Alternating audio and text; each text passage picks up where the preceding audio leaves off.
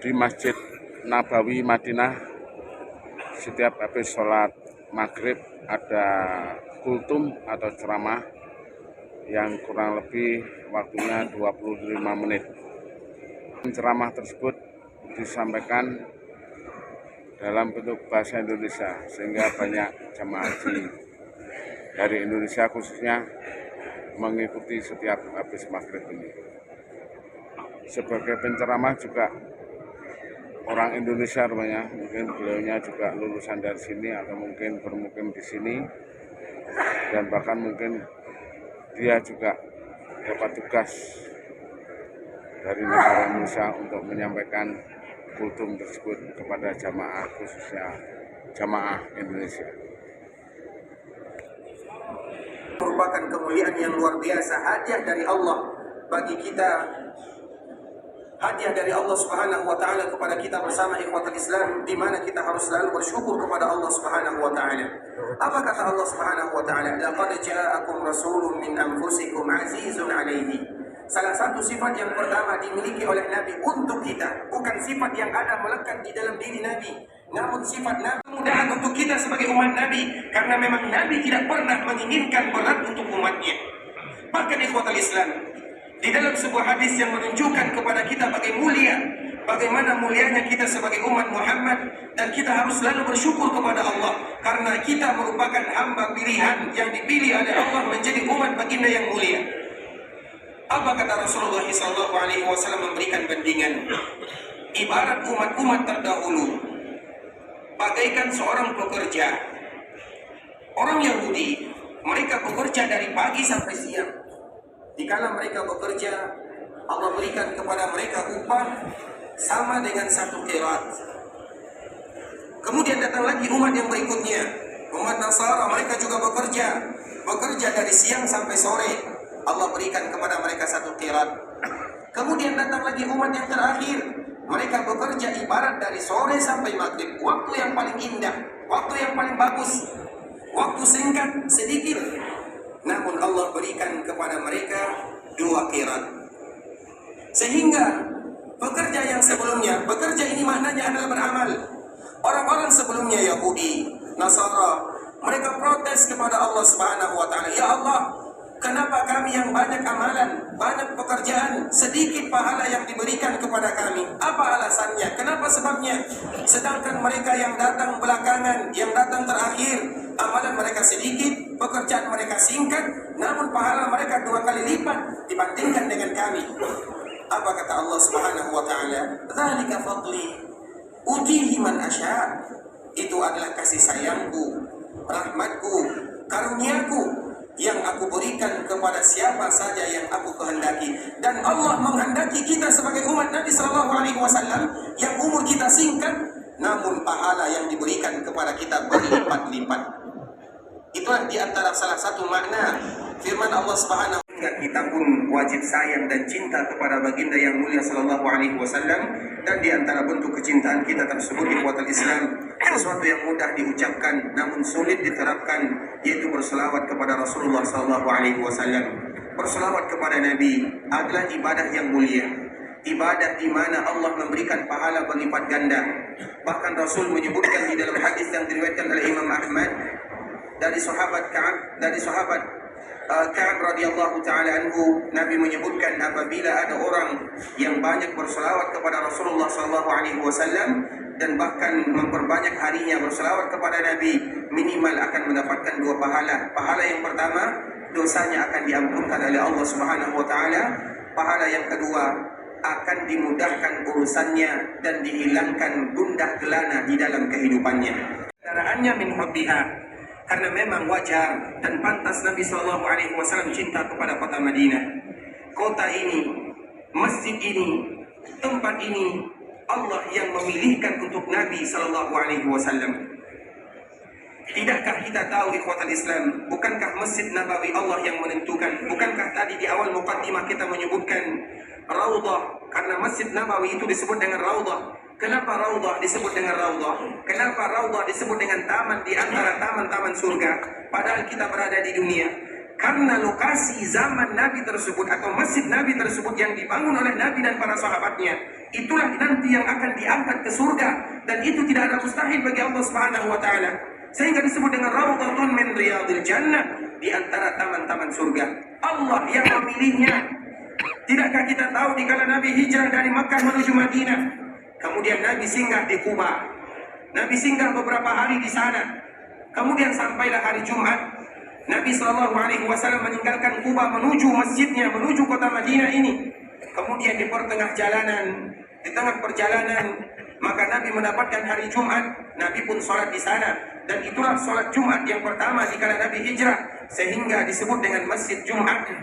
Antara Masjid Quba dengan Masjid Nabawi ada masjid yang namanya Masjid Jumat. Kenapa disebut dengan Masjid Jumat? Karena di sanalah Nabi melakukan ibadah Jumat yang pertama dikala Nabi hijrah dari Mekah menuju Madinah. Kemudian Nabi pun datang ke kota Madinah, disambut girang ria oleh para sahabat-sahabat yang ada di sana. Karena memang orang Madinah sebelum Nabi hijrah ke sana, mereka semua sudah beriman kepada Allah dan kepada Rasulnya dengan Al-Quran. Tidakkah kita tahu ikhwatal Islam, dikala orang-orang Madinah berjumpa dengan Nabi di sebuah daerah yang bernama Aqabah. Siapa yang tahu di mana Aqabah? Aqabah di mana? Di Mina. Aqabah itu tempatnya yang ada di Mina sekarang. Mereka berjumpa di sana dengan Nabi, kemudian terkenalah dengan Bai'at Aqabah. Kemudian pada tahun berikutnya mereka kembali berjumpa dengan Nabi, mereka beriman kepada Nabi, disebut dengan Bai'at Aqabah yang kedua. Pada tahun berikutnya Nabi hijrah dari Mekah menuju Madinah. Sebelum Nabi hijrah dari Mekah menuju Madinah, maka tidak ada rumah-rumah orang Madinah kecuali Islam sudah masuk ke sana, kecuali beberapa gelintir orang saja. Sehingga dikala Nabi datang ke kota Madinah, mereka riang gembira. Apa kata Anas bin Malik radhiyallahu ta'ala anhu? Tidak ada hari yang paling bahagia yang kami rasakan kecuali ketika kedatangan baginda yang mulia sallallahu alaihi wasallam. Berebutan orang-orang Madinah menyambut Nabi, menawarkan dhiyafah kepada Nabi. Ya Rasulullah, tinggal di rumah kami. Ya Rasulullah, jadikan tanah kami sebagai masjid. Semuanya berebutan. Apa yang dilakukan Nabi SAW? Nabi tidak bisa memberikan keputusan, takut akan menyakiti salah satu di antara hati sahabatnya. Karena mereka memberikan tawaran, yang ini mengatakan singgah di rumahnya, yang ini mengatakan ambil tanahnya. Mereka semua berbondong-bondong memberikan tawaran kepada baginda yang mulia SAW. Apa yang terjadi? Apa yang dilakukan oleh Nabi? Maka dengan wahyu ilahi, Allah Subhanahu wa Ta'ala memerintahkan Rasulullah SAW untuk membiarkan ontanya. Nabi SAW memiliki onta. Siapa yang tahu nama onta Nabi? Siapa yang tahu? Apa nama onta Nabi? Al-Qaswah. Al-Qaswah. Al-Qaswah. Insyaallah selagi kita masyaallah. Al-Qaswah. Kemudian ikhwatul Islam, apa kata Rasulullah SAW? Kita biarkan onta ini berjalan. Apa kata Rasulullah? Biarkan dia berjalan sendirian. Fa innaha ma'murah, karena dia sedang diperintah. Siapa yang memerintah onta tersebut berjalan? Allah Azza wa Jalla. Maknanya apa? Berarti yang menentukan di mana lokasi Masjid Nabawi Allah Azza wa Jalla. Bukan Masjid Nabawi saja, semua Masjid Haram. Masjid Haram yang ada di Mekah, Allah yang menentukan lokasinya. Masjid Haram yang ada di Madinah, Allah yang menentukan lokasinya. Masjid Aqsa yang ada di Palestina sana, Allah yang menentukan lokasinya. Semuanya dari Allah Subhanahu wa Ta'ala. Sehingga wajar dikala Nabi SAW cinta kepada kota Madinah, sebagaimana juga Nabi SAW cinta kepada orang-orang yang ada di Madinah. Ikhwatul Islam, saudara kaum muslimin, para tamu Allah rahimani wa rahimakumullah. Ketika Rasulullah SAW melakukan perjalanan ke kota Mekah dalam rangka melaksanakan perintah Allah Subhanahu wa Ta'ala untuk memerdekakan kota Mekah dari berhala-berhala yang disebut dengan Fathu Mekah, maka Nabi datang ke sana bersama orang-orang muhajirin yang tadi hijrah dari Mekah menuju Madinah, dan bersama orang-orang Ansar yang mereka ikut bersama baginda yang mulia sallallahu alaihi wasallam, karena memang orang-orang Ansar tidak pernah meninggalkan baginda yang mulia sallallahu alaihi wasallam dalam setiap perjuangan dan jihad di jalan Allah Subhanahu wa Ta'ala. Dan ini membuktikan kepada kita akan tahu bagaimana cintanya Nabi terhadap kota Madinah, dan juga Nabi cinta kepada orang-orang yang ada di Madinah. Kemudian ikhwatul Islam, dikala terjadi Fathu Mekah, maka tidak ada perlawanan di sana. Karena memang sebelumnya kita menyebutkan yang terakhir yang akan digencarkan oleh orang-orang Mekah terhadap Rasulullah SAW terjadi pada perang Khandaq. Kemudian ketika terjadi perang Khandaq, ketika Allah berikan kekalahan kepada orang-orang musyrikun, maka Nabi mengatakan kepada para sahabatnya, setelah ini tidak akan ada lagi di antara mereka yang berani datang ke kota Madinah dan menyerbu dan menyerang Nabi yang mulia sallallahu alaihi wasallam. Sehingga apa yang terjadi setelah tahun berikutnya yang dikenal dengan Fathu Makkah. Fathu Makkah itu apa?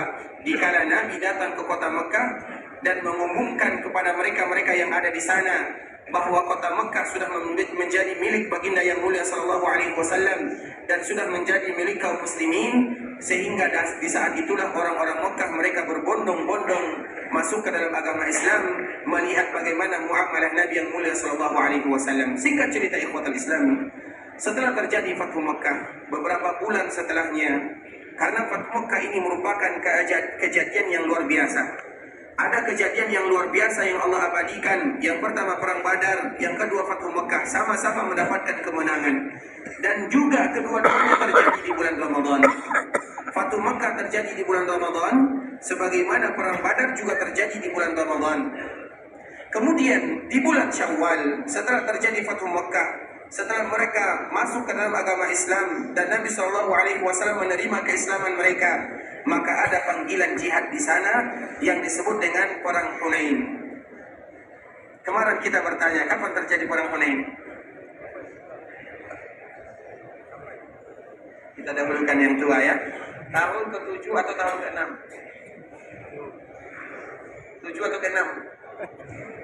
Masya Allah, tahun ke-8. Jangan ragu kalau kita benar, jangan ragu. Tahun ke-8. Alhamdulillah. Perang Hunain yang di sana banyak kisah-kisah yang indah terjadi pada tahun ke-8 Hijriah. Karena Fathu Makkah terjadi pada tahun ke-8 Hijriah. Ibadah haji diwajibkan pada tahun 9 Hijriah. Nabi berhaji pada tahun 10 atau 11? 10 Hijriah. Tahun ke Nabi meninggal pada tahun ini bahaya nih, kita tidak tahu ini bahaya nih. Ya. Nabi meninggal pada tahun, bukankah Nabi berhaji pada tahun ke-10 Hijriah? Bukankah setelah Nabi berhaji disebut haji Nabi adalah haji wada, haji terakhir? Bukankah umur Nabi setelah haji itu ada 3 bulan? Bukankah haji itu berada pada bulan Dzulhijjah? Berarti bulan apa? Rabiul Awal. Di tahun keberapa? 11. Nah, jadi terpaksa kita harus mengulang-ulang sejarah Nabi SAW.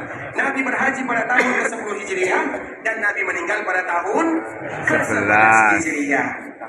Karena Nabi diberikan umur oleh Allah setelah melaksanakan ibadah haji berkisar 3 bulan.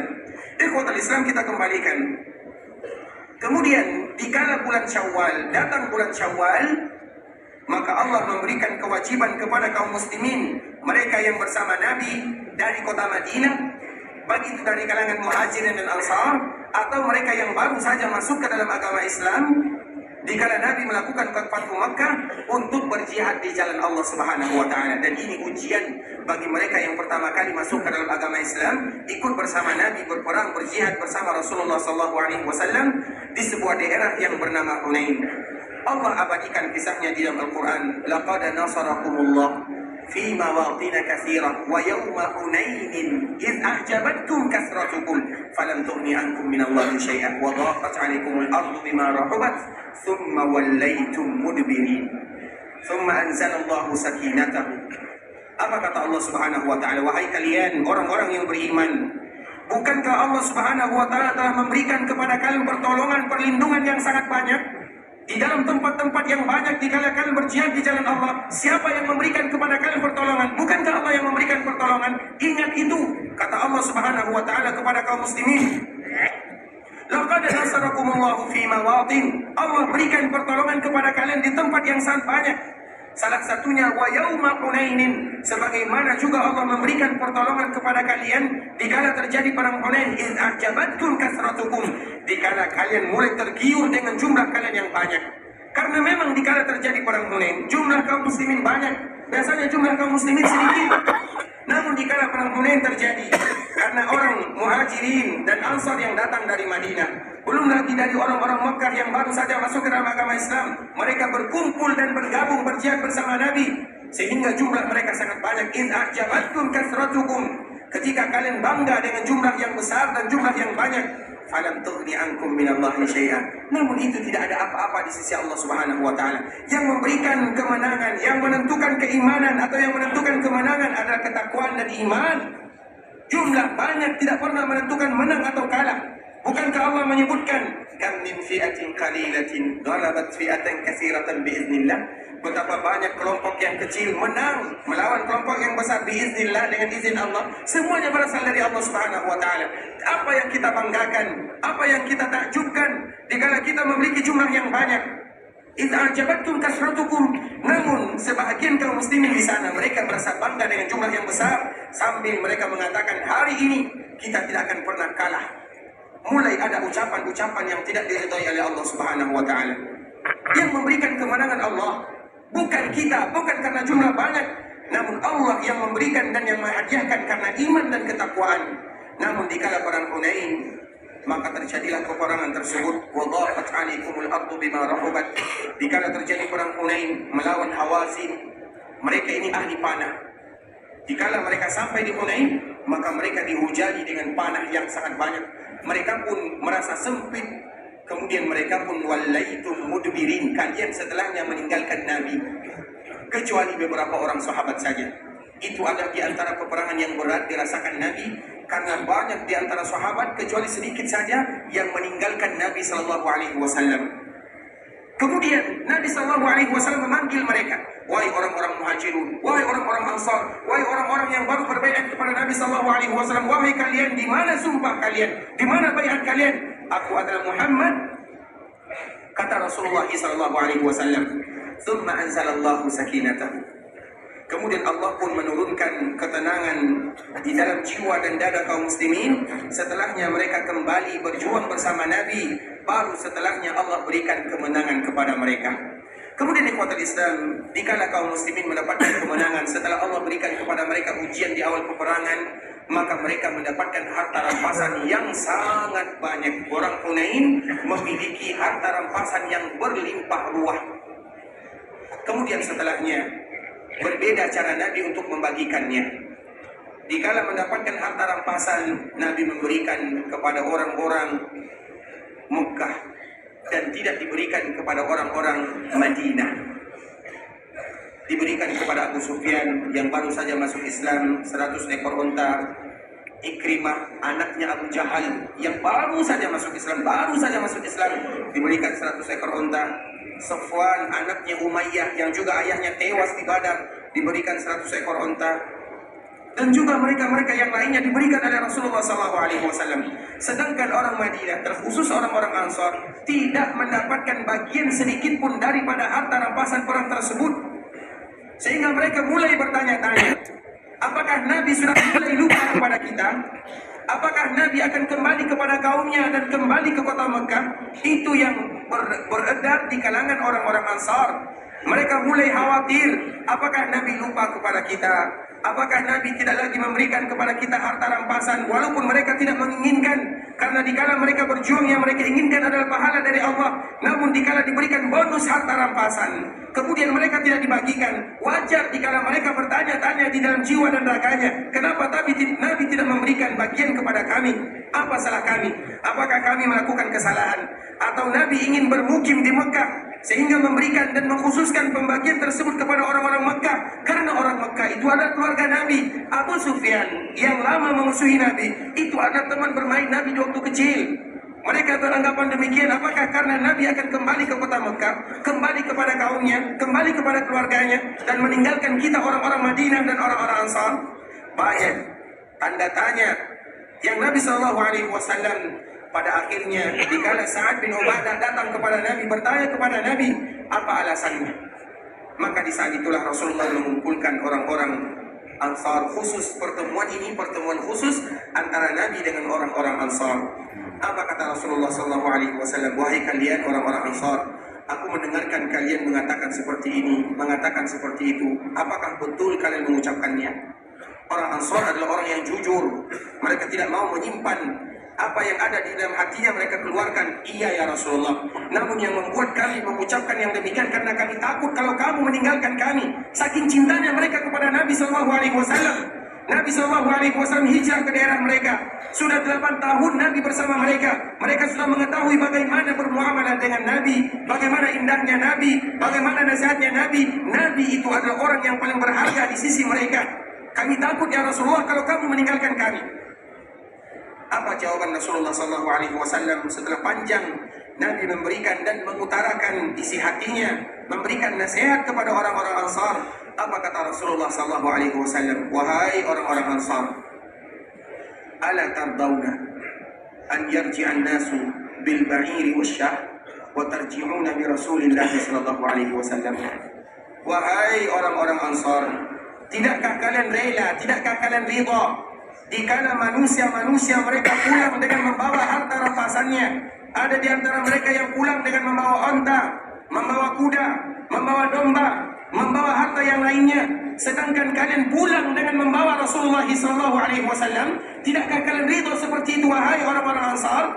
Nabi tidak pernah melupakan mereka. Nabi tidak pernah melupakan Madinah, karena Madinah adalah kota yang dicintai Nabi. Dan Nabi membuktikan kepada orang-orang Ansar, sehingga Nabi mengatakan, biarkan manusia pulang dengan membawa harta. Mereka pulang dengan membawa harta rampasan. Kalian pulang dengan membawa Nabi, pulang dengan membawa Rasul. Dan Rasul membuktikan ucapannya setelah terjadi perang Hunain. Maka Nabi pun kembali ke rumah orang-orang Ansar dan kembali ke kota Madinah. Karena Nabi tidak akan pernah melupakan sejarah Madinah, dan Nabi tidak akan pernah meninggalkan kota Madinah, dan Nabi tidak akan pernah melupakan orang-orang yang berjasa kepada dirinya, terutama orang-orang Ansar. Maka setelah orang-orang Ansar mendengarkan bagaimana sayang dan cintanya Nabi, ternyata cinta itu ukurannya bukan harta, bukan dunia, bukan harta ghanimah, tapi cinta itu adalah bagaimana kebersamaan di dalam takwa dan keimanan. Mereka akhirnya mengetahui apa rahasia di baliknya. Nabi cinta kepada mereka, sehingga Nabi mengatakan, biarkan mereka pulang dengan harta, kalian pulang dengan membawa baginda yang mulia SAW. Setelah itu orang-orang Ansar pun meneteskan air mata. Ternyata anggapan mereka salah. Nabi tidak pernah melupakan diri mereka. Bahkan Nabi tidak pernah menginginkan untuk kembali tinggal ke kota Mekah, karena memang Nabi sudah berikrar untuk hijrah ke kota Madinah. Kemudian Nabi mengatakan, Allahumma arham al-ansar wa abna'il ansar wa abna'i abna'il ansar. Ya Allah, ampunkan dosa orang-orang Ansar, rahmati mereka, sayangi mereka. Bukan orang Ansar saja, ya Allah, ampunkan, rahmati, kasihi, sayangi mereka, anak-anak mereka. Kemudian ya Allah, ampunkan, sayangi, kasihi anaknya orang-orang Ansar. Bukan Ansar saja, keturunan mereka, cucu, cici mereka didoakan oleh Allah Subhanahu wa taala agar mereka ampunkan atau mereka diampunkan oleh Allah Subhanahu wa taala. Sehingga pada akhirnya Rasul pun setelah terjadi perang Hunain, Nabi pulang ke kota Madinah, dan Nabi membuktikan bahwa Nabi betul-betul cinta kepada kota Madinah, dan Nabi tidak ingin berpisah dengan kota Madinah. Sampai pada akhirnya Rasul pun sallallahu alaihi wasallam meninggal pada tanggal 12 Rabiul Awal pada hari Senin di waktu duha pada tahun 11 Hijriah di kota Madinah, di rumah ibunda kita Aisyah radhiyallahu taala anha. Dan Nabi pun pada akhirnya dikuburkan di sana, karena memang kekhususan para nabi dan para rasul, di mana mereka dikuburkan atau di mana mereka meninggal, di sanalah wajib bagi kita untuk menguburkannya. Sehingga di antara salah satu kewajiban yang harus kita lakukan ikhwatal Islam, bagi kita yang diberikan kemudahan datang ke kota Madinah, untuk menyempatkan waktu kita berziarah ke perkuburan baginda yang mulia sallallahu alaihi wasallam, berziarah ke perkuburan Nabi sallallahu alaihi wasallam. Di antara anjuran terutama bagi kita yang diberikan kemudahan bisa datang ke kota Madinah untuk beribadah kepada Allah Subhanahu wa taala. Kemudian dikala kita sempat sampai di sana sejajar dengan perkuburan Nabi, baik jarak dekat ataupun jarak jauh, baik sejajar sedikit ataupun sejajar banyak, maka di saat itulah kita mengucapkan Assalamu alayka ya Rasulullah wa rahmatullahi wa barakatuh. Sallallahu wa sallama wa baraka alayka wa jazaka afdala ma jaza nabiyan an ummati. Assalamu alayka ya Rasulullah. Semoga Allah senantiasa memberikan keselamatan untukmu ya Rasulullah, wa rahmatullahi wa barakatuh, rahmat Allah, keberkahan dari Allah. Sallallahu salam wa sallama sallallahu salawat wa sallama salam wa baraka alaika. Salawat, salam, keberkahan untukmu ya Rasulullah. Wa jazaka, dan semoga Allah senantiasa memberikan kepadamu balasan, bukan balasan sembarangan, afdal, tapi balasan yang paling afdal. Ma jaza nabiyan an ummati, sebagaimana Allah memberikan balasan kepada para nabi dikala mereka berdakwah untuk umatnya. Kalau seandainya kita tambah, juga tidak menjadi masalah dengan kalimat sholawat yang lainnya, atau persaksian kita kepada baginda yang mulia. Kita bersaksi, nashhadu ya Rasulullah, sesungguhnya kami bersaksi, annaka ballaghtar risalah, bahwa engkau betul-betul menyampaikan risalah kepada kami. Wa addaital amanah, amanah Islam ini sudah sampai kepada kami. Wa nasahtal ummah, dan engkau adalah sebaik-baik pemberi nasihat kepada kami selaku umatmu. Itulah yang kita ucapkan dikala kita berziarah ke perkuburan baginda yang mulia sallallahu alaihi wasallam, sambil menyebutkan assalamu alayka ya Rasulullah wa rahmatullahi wa barakatuh, sallallahu wasallama wa baraka alayka wa jazaka afdala ma jaza nabiyan an ummati.